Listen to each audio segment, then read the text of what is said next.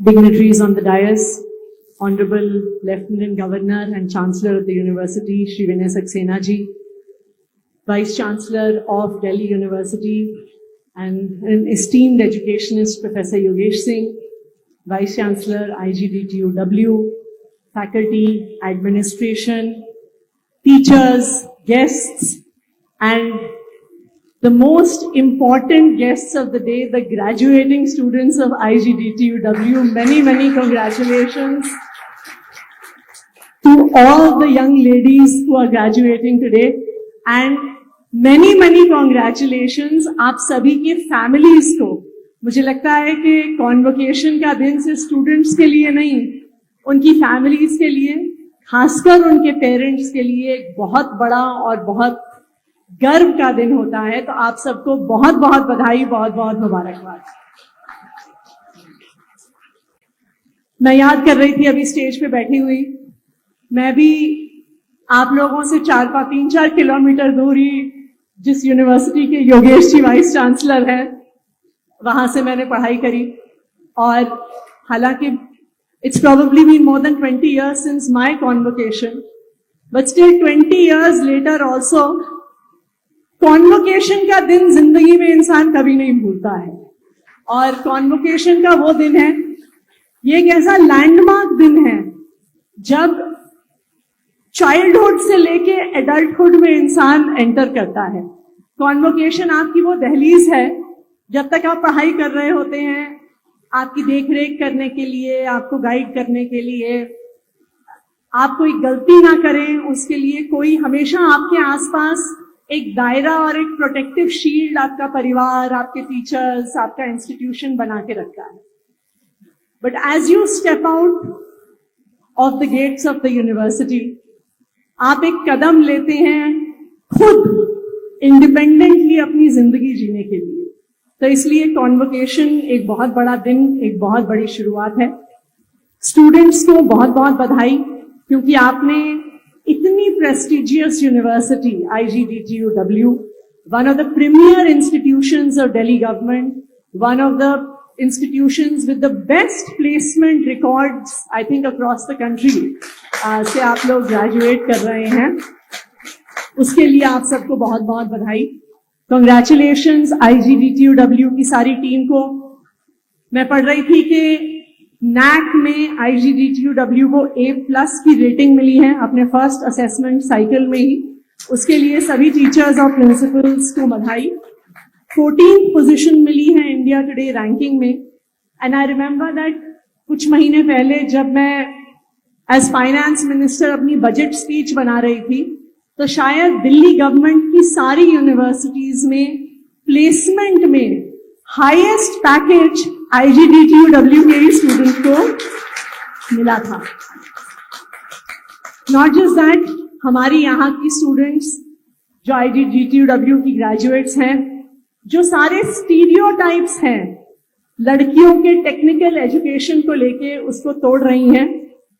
From getting Google generation scholarships to winning hackathons to participating in competitions on artificial intelligence, mechatronics, to setting standards in sports. IGDTUW की हमारी young women graduates are breaking all stereotypes कि लड़कियां technical education में आगे नहीं बढ़ सकती हैं. तो उसके लिए भी आपको बहुत बहुत बधाई. देखिए, ये स्टीरियोटाइप्स लड़कियों के बारे में क्यों होते हैं? ये इसलिए होते हैं बिकॉज ये कहीं ना कहीं हमारे समाज की सच्चाई है कि हमारे समाज में, ये अच्छी बात है कि ये परिस्थितियां धीरे धीरे बदल रही हैं, पर ये हमारे देश की सच्चाई है कि परिवार के लड़कों को परिवार की लड़कियों से थोड़ा आगे रखा जाता है. मुझे याद है कई साल पहले, soon after our government was form, शायद 2015 में या 2016 में, मैं गवर्नमेंट स्कूल में गई थी. ऑल गर्ल्स स्कूल था वो. तो मैं असेंबली में वहां पे लड़कियों से बात कर रही थी और मैंने उन लड़कियों से पूछा कि उनमें से किस किस के भाई प्राइवेट स्कूल में पढ़ते हैं. 95% लड़कियों ने अपना हाथ उठाया. इसका क्या मतलब था कि अगर परिवार के पास एक बच्चे को अच्छी शिक्षा देने के पैसे थे क्योंकि तब गवर्नमेंट स्कूल्स में अच्छी पढ़ाई नहीं होती थी, वो अपने बेटे को प्राइवेट स्कूल में भेजते थे और बेटी को सरकारी स्कूल में भेजते थे। तो ये सच्चाई है कि हमारे देश में लड़कियों को और लड़कों को अनइक्वल ट्रीट किया गया है। ये सच्चाई है कि जब लड़कियां छोटी होती हैं तभी से उन्हें कहा जाता है ऐसे मत बोलो, ये मत पहनो, लड़कियां ये नहीं खेलती, लड़कियां ये नहीं पहनती, लड़कियां ये पढ़ाई नहीं करती। लेकिन आज जो हमारी सारी यंग स्टूडेंट्स ग्रेजुएट कर रही हैं, आप लोगों ने ये साबित करके दिखा दिया है कि लड़कियां कुछ भी कर सकती हैं, हर फील्ड में सफल हो सकती हैं, आगे बढ़ सकती हैं। चाहे लड़कियों के, चाहे हमारे समाज में रहने वाले सभी यूथ के, चाहे अगर हम अपनी देश की भी बात करें, education is the key to development. अगर हम चाहते हैं कि हम अपनी पर्सनल जिंदगी में आगे बढ़े, अगर हम चाहते हैं कि हमारा देश आगे बढ़े, तो चाहे खुद जिंदगी में आगे बढ़ना हो, चाहे देश में आगे बढ़ना हो, आगे बढ़ने का और डेवलपमेंट का एक ही रास्ता है और वो है शिक्षा, और कोई रास्ता नहीं है। इनफैक्ट जिन देशों को आज हम डेवलप्ड कंट्रीज के नाम से जानते हैं, चाहे यूएस हो, चाहे अमेरिका हो, चाहे कनाडा हो, चाहे यूरोपियन कंट्रीज हो, ये सारे वही देश हैं जिन्होंने अपने देश के बच्चों को अच्छी एजुकेशन देने में इन्वेस्टमेंट करी, जिन्होंने हर बच्चे को free education the, free schooling the, irrespective of the background they came from. Every child in these countries got high quality education. And that is the reason, ये वो आधार है, ये शिक्षा वो आधार है जिससे ये देश आगे बढ़े। 10 साल पहले जब दिल्ली में हमारी सरकार बनी थी, यही सपना हमने दिल्ली के लिए भी देखा। And Delhi became the first and only state that spends 25% of its budget on education, और लगातार 10 सालों से दिल्ली सरकार शिक्षा पे 25% अपना बजट खर्च करती आई है। चाहे स्कूल एजुकेशन को बदलना हो, मुझे याद है 10 साल पहले सरकारी स्कूलों का क्या हाल होता था। इनफैक्ट ज्यादातर गवर्नमेंट स्कूल को अगर आप किसी भी एरिया में जाइए तो टेंट वाले स्कूल के नाम से जाना जाता था। हम कई बार ये मजाक में ये कहते हैं कि पिछले 10 साल में टेंट वाले स्कूल को टैलेंट वाले स्कूल में बदलने की जर्नी हमने पिछले 10 साल में तय की है, और उसके नतीजे भी दिख रहे हैं।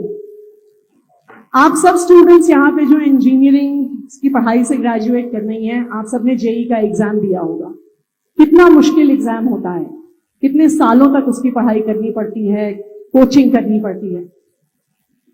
जो बच्चे एक वेल ऑफ परिवारों से आते हैं उनको आगे बढ़ने का इसमें मौका मिल पाता है, लेकिन पहले गवर्नमेंट स्कूल के स्टूडेंट्स जेईई नीट के एग्जाम्स नहीं क्रैक कर पाते थे। लेकिन आज मुझे खुशी है इस बात की कि दिल्ली के गवर्नमेंट स्कूल्स में इतना ट्रांसफॉर्मेशन हुआ है कि in the last cycle of JEE and NEET Delhi सरकार के स्कूलों के 2200 बच्चों ने जेईई और नीट के एग्जाम को क्लियर किया और देश की बढ़िया मेडिकल कॉलेजेस और इंजीनियरिंग कॉलेजेस में एडमिशन किया।